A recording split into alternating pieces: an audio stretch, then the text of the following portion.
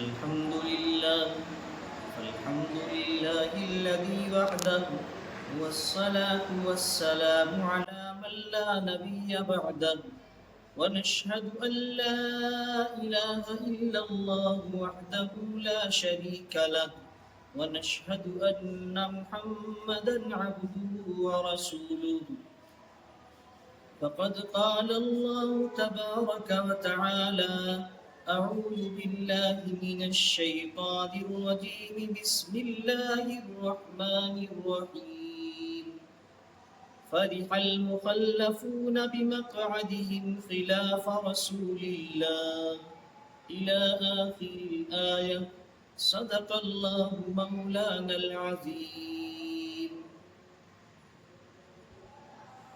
ذی قدر و ذی وقار، قابل عزت، قابل احترام حضرات سامعین کرام، رب کائنات سے دعا ہے کہ رب کائنات مجھے صحیح کہنے اور ہم سب کو اس پر عمل کی توفیق مرحمت فرمائے.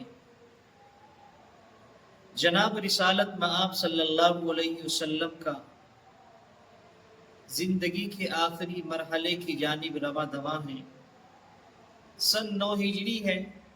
حضرت رسول اکرم علیہ السلام کی زندگی میں تاریخ اسلام کا ایک عظیم معرکہ رجب المرجب کے مہینے میں سن 9 ہجری کے اندر غزوہ تبوک پیش آیا.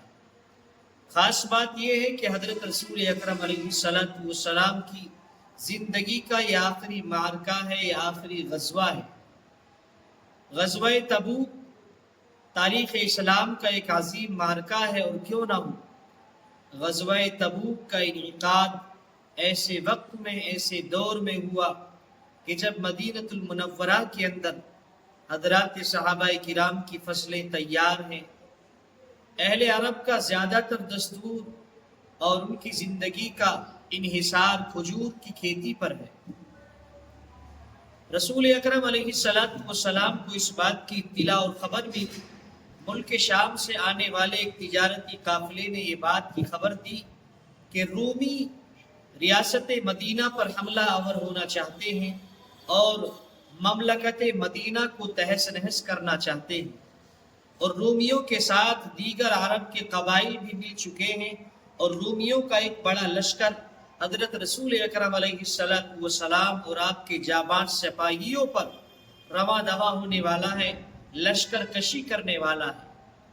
حضرت رسول اکرم علیہ السلام کو جو ہی خبر ملتی ہے، پیغمبر آخر الزماں سرور کائنات علیہ السلام نے لوگوں کے اندر اعلان فرما دیا کہ لوگوں تیار ہو جاؤ، چلنا ہے، معرکہ آرائی کے لیے چلنا ہے.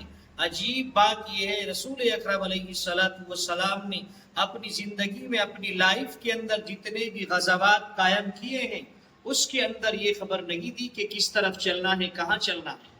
یہاں پر رسول اکرم علیہ السلام کی ایک دینی سیاست اگر دیکھا جائے تو رسول اللہ صلی اللہ علیہ وسلم کے فیصلے کائنات کے سب ججوں سے بہتر جج رسول اللہ صلی اللہ علیہ وسلم معلوم ہوتے ہیں. اگر آپ کی تجارت کو دیکھا جائے تو دنیا کے بڑے سے بڑے تاجر سے بہتر آپ تاجر معلوم ہوتے ہیں. اگر سپہ سالار دیکھا جائے تو دنیا کے عظیم کمانڈر رسول اکرم علیہ السلام معلوم ہوتے ہیں. حضرت رسول اکرم علیہ السلام نے اپنے ساتھیوں میں اعلان فرمایا کہ لوگوں آؤ، دوڑ پڑو، اعلاء کلمت اللہ کے لیے چلنا ہے. اور قربان جائیے، جانثار صحابہ کرام بھی ایسے تھے، کبھی یہ نہیں معلوم کیا رسول اللہ صلی اللہ علیہ وسلم سے کہاں چلنا ہے، کس طرف چلنا ہے. اور ایک عجیب بات اور، اس غزوے کے اندر رسول اللہ صلی اللہ علیہ وسلم کی زندگی کا یہ آخری معرکہ ہے. آپ علیہ السلام نے اس غزوے کے اندر صحابہ کرام سے تعاون کی اپیل بھی فرمائی. یعنی لوگوں جس کے پاس جو کچھ ہے حسب حیثیت وہ لوگ جمع کر دیں، اکٹھا کر دیں. رسول پاک علیہ السلام کو تمہارے ساد و سامان کے ذریعے سے دیگر غریب صحابہ کرام جو ہیں، دیگر اصحاب پیغمبر جو ہیں، تاکہ ان کے نان نفتے میں وہ چیز کام آ سکے اور ان کے لیے بھی سفر کا راستہ آسان ہو سکے. صحابہ کرام رضوان اللہ تعالی علیہ مجمعین نے رسول اللہ کے کہتے ہی مسجد نبوی کے اندر اپنے اپنے اموال میں سے لا کر کے حسب حیثیت اکٹھا اور جمع کرنا شروع کر دیا۔ حضرت عبد الرحمن بن عوف رضی اللہ تعالی عنہ رسول اکرم علیہ السلام کے چچا محترم حضرت عباس رضی اللہ تعالی عنہ نے ایک کافی ذخیرہ، ایک کافی رقم رسول اللہ کے سامنے حاضر فرمائی۔ ادھر فاروق اعظم رضی اللہ تعالیٰ عنہ نے اپنی جابازی کا مظہر پیش فرمایا۔ حضرت عمر فاروق رضی اللہ تعالیٰ عنہ نے گھر کا نصف سامان، یعنی گھر کے اندر جتنی اشیاء ہیں، جتنی چیزیں ہیں، ان میں سے ہر ایک میں سے آدھا آدھا سامان کر کے رسول اللہ کی خدمت میں حاضر کر دیا، اور دیگر صحابہ کرام نے بھی وہاں پر رسول اللہ صلی اللہ علیہ وسلم کا تعاون فرمایا رسول اللہ کے کہنے پر۔ ادھر صدیق اکبر رضی اللہ تعالیٰ عنہ، حضرت ابو قحافہ کے بیٹے صدیق اکبر رضی اللہ تعالی عنہ رسول اللہ کے غار یار اپنے گھر جاتے ہیں، تشریف لے جاتے ہیں، اور گھر کا مکمل ساز و سامان لے کر کے رسول اللہ کی خدمت میں حاضر ہو جاتے ہیں۔ اور اتنا ہی نہیں، تاریخ بتلاتی ہے، سیرت بتلاتی ہے کہ صدیق اکبر اپنے گھر کی در و دیوار پر اس طرح سے ہاتھ پھیرتے جاتے ہیں۔ بٹیا نے معلوم کیا ابا جان کیا کر رہے ہیں؟ فرمایا بیٹی رسول اللہ نے تعاون کا اعلان فرمایا ہے کہ لوگوں اعلاء کلمت اللہ کے لیے چلنا ہے۔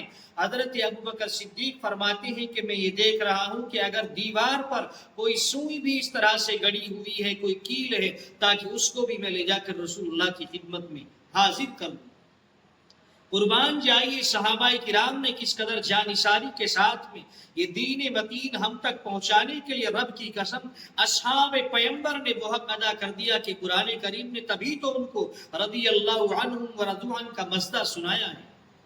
ادھر عثمان غنی رضی اللہ تعالی عنہ رسول اکرم علیہ السلام نے فاروق اعظم سے پوچھا ابقیت لأہلک یا عمر، اے عمر گھر کے اندر کیا چھوڑا ہے؟ ما ابقیت لأہلک، فرمایا یا رسول اللہ گھر کا آدھا آدھا سامان لے کر کے حاضر ہو گیا۔ رسول اللہ نے صدیق اکبر سے فرمایا ما ابقیت لأہلک، اے ابو بکر گھر کے اندر کیا چھوڑا؟ فرمایا یا رسول اللہ اللہ اور اس کے رسول کا نام چھوڑ کر کے آیا ہوں۔ قربان جائیے اب دیگر حضرات صحابہ کرام، حضرت عثمان غنی رضی اللہ تعالیٰ عنہ کی باری آئی ہے۔ رسول اللہ نے اعلان فرمایا کہ عثمان پیش کرو، مالی تعاون پیش فرمائیے گا۔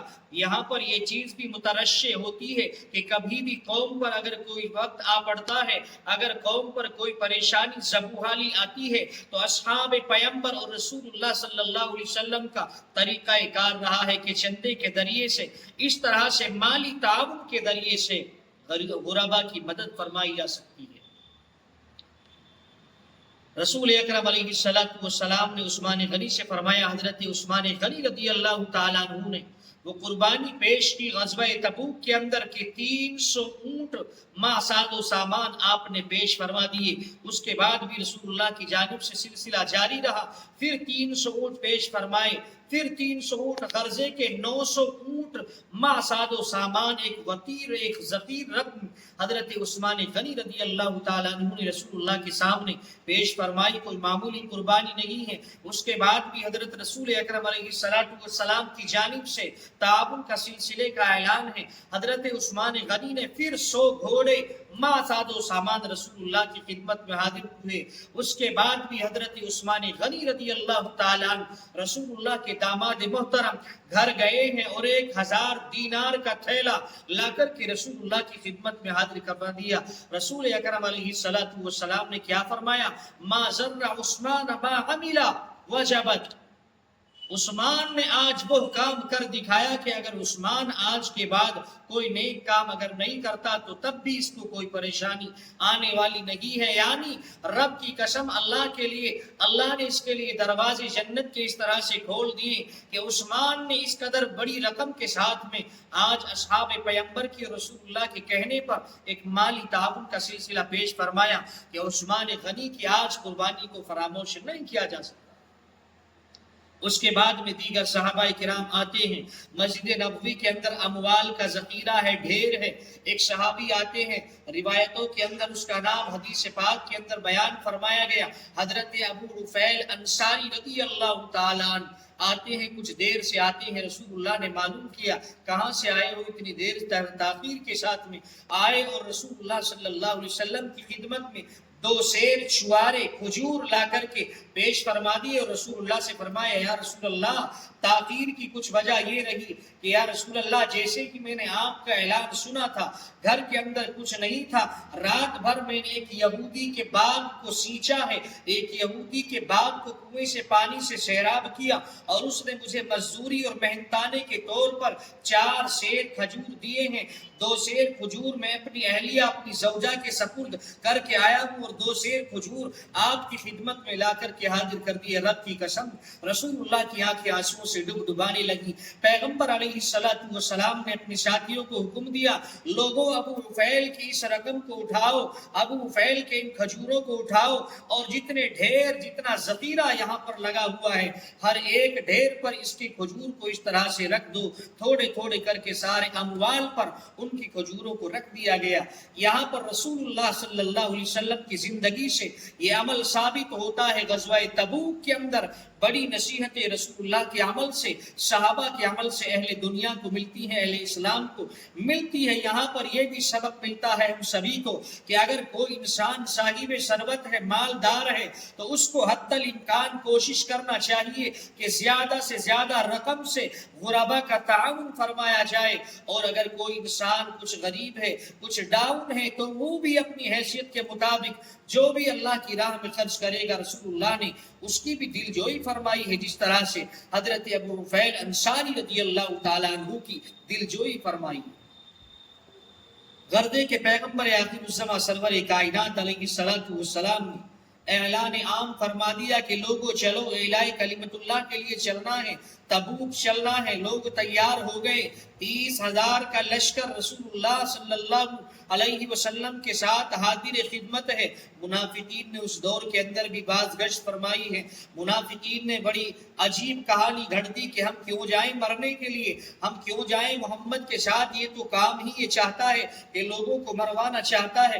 خوش ہوئے پھرتے ہیں، اہل مدینہ کے چلے جانے کے بعد میں، رسول اللہ کے چلے جانے کے بعد میں خوش ہوتے پھرتے ہیں کہ اچھا ہوا ہم نہیں گئے، یہ لوگ بچ کر کے آج نہیں آئیں گے، اس لیے کہ رومیوں کے لشکر کی ایک بڑی تعداد ہے، بڑے جنگ و جدال اور بڑے اسلحہ ان کے پاس موجود ہیں۔ قرآن کریم نے نقشہ یوں کھینچا، فرح المخلفون بمقعدہم خلاف رسول اللہ، اے محمد آپ کے چلے جانے کے بعد میں یہ منافق اپنے بیٹھے رہنے سے خوش ہوتے ہیں کہ آج یہ لوگ بچ کر کے نہیں آئیں گے۔ غرضے کہ حضرت رسول اکرم علیہ السلام کی خدمت میں چند صحابہ کرام ایسے بھی حاضر ہوئے، فرمایا یا رسول اللہ ہمارے پاس تو کچھ نہیں ہے، ہمارے لیے سواری کا انتظام کیجیے، ہم چلنا چاہتے ہیں، ہم مارکے کے اندر شامل ہونا چاہتے ہیں، ہم اپنے ہر اعتبار سے تیار ہیں، لیکن ہمارے پاس کچھ نہیں ہے۔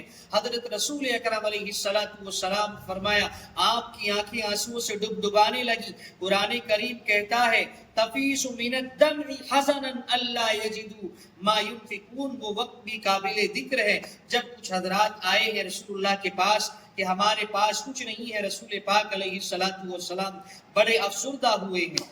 غرضے کہ حضرت رسول اکرم علیہ السلام اپنے ساتھیوں کو لے کر کے نکلے ہیں، اور ایک عجیب مرحلہ ہے، گرمی کی شدت ہے، مکے اور مدینے کے اندر قحط سالی ہے، کھجور کی فصل تیار ہے، قربان جائیے۔ اگر کوئی انسان کھیتی باڑی کے اندر ملوث ہے، کسی کاروبار کے اندر لگا ہوا ہے، اور جو عجیب وقت ہوتا ہے، بہترین کمائی اور آمدنی کا وقت ہوتا ہے، اس وقت کو چھوڑ کر جانا ایک بڑا محال کام ہے۔ جس طرح سے آپ کوئی باغبان اپنے باغ کو سال بھر تک تیار کرتا ہے، فصل تیار ہو چلی ہو تو دن تو کیا رات کے اندر بھی اپنے باغ سے باہر نہیں نکلتا، لیکن قربان جائیے اصحاب پیغمبر رسول پاک علیہ السلام کے ہمراہ چل دیے ہیں، رواں دواں ہیں، تقریباً 1500 میل کا فاصلہ ہے تبوک اور مدینہ المنورہ کے بیچ میں۔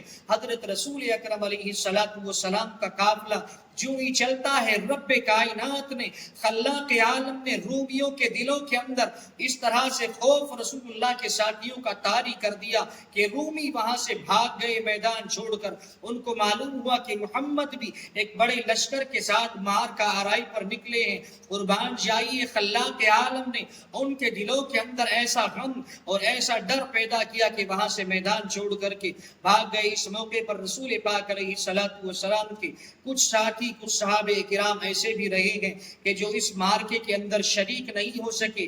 محض کاہلی اور سستی کی وجہ سے وہ حضرات شریک نہ ہو سکے. تاریخ کے اندر روایتوں کے اندر ان کے نام بیان فرمائے. قرآن کریم نے ان کو مترشح فرمایا وَعَلَى الثَّلَاثَةِ الَّذِينَ خُلِّفُوا حَتَّى إِذَا ضَاقَتْ عَلَيْهِمُ الْأَرْضُ بِمَا رَحُبَتْ.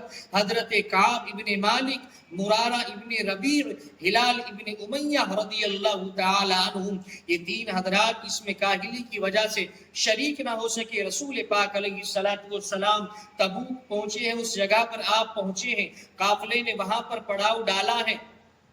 حضرت رسول اکرم علیہ الصلوۃ والسلام نے روایت کے مطابق ایک روایت کے اندر صاف صاف لکھا تقریباً 20 روز یا ایک مہینہ آپ علیہ الصلوۃ والسلام تبوک نامی جگہ پر آپ خیمہ زن رہے. رومی وہاں سے واپس نہیں لوٹے ہیں، وہیں سے دوڑ کر کے چلے گئے اور آپس میں معاہدے کے خطوط وہاں سے روانہ کرنے لگے صلح نامی کا. غرضے کہ حضرت رسول اکرم علیہ الصلوۃ والسلام تقریباً 20 روز کے بعد میں وہاں سے تبوک سے واپس آپ لوٹے ہیں. رسول اللہ صلی اللہ علیہ وسلم جو ہی تشریف لائے ہیں، منافقین قسمیں کھا کھا کر کے رسول اللہ صلی اللہ علیہ وسلم کے سامنے حاضر ہوتے ہیں اور اپنا عذر پیش فرماتے ہیں کہ یا رسول اللہ میں اس وجہ سے نہیں جا سکا، مجھے فلاں کام لگ گیا. حضرت رسول اکرم علیہ الصلوۃ والسلام کو اللہ نے بذریعہ جبریل وحی کے ذریعے سے بتلا دیا گیا کہ اے محمد یہ منافقین قسمیں کھا کھا کر کے آپ کے سامنے پیش ہوں گے. غرضے کہ یہ تین صحابہ کرام کعب ابن مالک، مرارہ ابن ربیع، ہلال ابن امیہ رضی اللہ تعالی عنہم، یہ حضرات بھی حاضر خدمت ہوئے. دل کے اندر یہ خیال آتا ہے کہ ہم بھی قسم کھا کر کے رسول اللہ کے سامنے عذر پیش فرما دیں، لیکن قربان جائیے اصحاب پیمبر پر. اصحاب پیمبر نے وہ مثال پیش فرمائی ہے. صحابہ کرام کے دلوں کے اندر کس قدر ایمان موجزن ہے.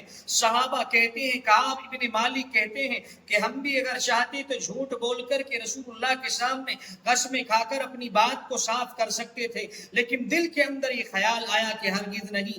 اگر ہم نے یہاں پر قسمیں کھا لی تو آسمان والا، زمین اور آسمان کو پیدا کرنے والا بذریعہ جبریل ہماری جھوٹی قسموں کو رسول اللہ کے سامنے واضح کر سکتا ہے. اس لیے قرآن کریم نے ان کی بات کو یہاں پر ظاہر فرمایا وَعَلَى الثَّلَاثَةِ الَّذِينَ خُلِّفُوا. یہ تینوں حضرات یہاں پر تشریف فرما ہیں. حضرت رسول اکرم علیہ الصلوۃ والسلام ان کے سلام و کلام کا جواب نہیں دیتے ہیں. اصحاب پیمبر نے سلام و کلام تاکہ ان کو کچھ عبرت ہو جائے، تاکہ ان کو اپنی کچھ لغزش پر کچھ کس طرح سے ابھر جائیں کہ ہم کس طرح سے رہے، ہمیں کیا ہوا. 40 روز تقریباً یہی سلسلہ جاری رہا. ایک صحابی نے تو یہاں سے ان حضرات میں سے حضرت نبی کریم علیہ الصلوۃ والسلام کی مسجد نبوی کے ستون سے اپنے آپ کو جکڑ لیا کہ جب تک میری توبہ کا دروازہ قرآن کریم میں واضح نہیں ہوگا میں اپنے آپ کو اسی طرح سے جکڑے رہوں گا. کعب ابن مالک لوگوں سے سلام کلام بند کوشش کرتے ہیں رسول اللہ کو سلام کرنے کی. رسول اللہ نے ناراضگی کا اظہار فرمایا. رب کی قسم 40 دن ان حضرات پر ایسے گزرے ہیں. قرآن کریم کہتا ہے حَتَّى إِذَا ضَاقَتْ عَلَيْهِمُ الْأَرْضُ بِمَا رَحُبَتْ، یہاں تک کہ زمین ان پر مدینے کی تنگ ہو گئی کہ کس طرح سے انہوں نے معاملہ کیا، کس طرح سے لوگ رہے ہیں. زمین اپنی وسعت کے باوجود تنگ ہو گئی. تب جا کر کے تقریباً 40 روز کے بعد میں احکم الحاکمین نے جبریل کو بھیجا ہے اور رسول اکرم علیہ الصلوۃ والسلام پر وحی کا سلسلہ جاری ہوا کہ محمد تیرے ساتھی ایسے ہیں، انہوں نے سچے دل سے توبہ کی ہے. قرآن کریم ان کی توبہ کو اس آیت کے اندر بیان فرماتا ہے ثم تاب علیہم لیتوبوا انہ بہم رؤوف الرحیم. قرآن کریم نے وعدے فرمایا کہ اے محمد تیرے ان ساتھیوں کی توبہ کو ہم نے قبول فرما لیا، یعنی اللہ نے قبول فرما لیا ہے. غرضے کے کعب ابن مالک کے پاس ایک آدمی دوڑا ہوا گیا. نماز فجر کے بعد میں حضرت رسول اکرم علیہ الصلوۃ والسلام نے بات واضح فرمائی کہ تمہارے ساتھیوں کی توبہ کو اللہ نے قبول فرما لیا اور جبریل وحی لے کر کے نازل ہو گئے ہیں. 11ویں پارے کے اندر ایک لمبا سلسلہ جاری اور ساری ہے. کعب ابن مالک کے پاس وہ آدمی آتا ہے اور کہتا ہے کعب ابن مالک خوشخبری ہو تمہارے لیے، اللہ نے تمہاری توبہ کو قبول فرما لیا۔ کعب ابن مالک اپنے مکان کی چھت پر ہیں، نیچے اتر کے آئے ہیں اور اس کو گلے سے چمٹا لیا اور سوچا کہ اس نے ایک بڑی خوشخبری مجھے دی ہے۔ گھر کے اندر دیکھا کہ کچھ نہیں ہے، اپنی قمیص اور اپنا کرتا اتار کر کے اس کو بطور خوشخبری دینے والے کو بطور انعام کے اس کے حوالے کر دیا۔ حضرت رسول اکرم علیہ السلام کی خدمت میں حاضر ہو گئے۔ رسول اکرم علیہ السلام نے کعب بن مالک کو اپنے سینے سے چمٹا لیا۔ گردے کے اصحاب پیمبر کا یہ عمل ہم سب کے لیے باعث عبرت ہے کہ انسان سے اگر کسی موڑ پر کچھ کوتاہی، کوئی لغزش، کوئی غلطی ہو جائے تو رب کی قسم اللہ کے سامنے انسان کو سر بسجود کر لینا چاہیے۔ لا تقنطوا من رحمت اللہ، اللہ کی رحمت سے مایوس نہیں ہونا چاہیے۔ غردے کے یہ رسول پاک علیہ السلام کی زندگی کا یہ آخری معرکہ ہے جو سن 9 ہجری کے اندر رجب کے مہینے کے اندر پیش آیا ہے۔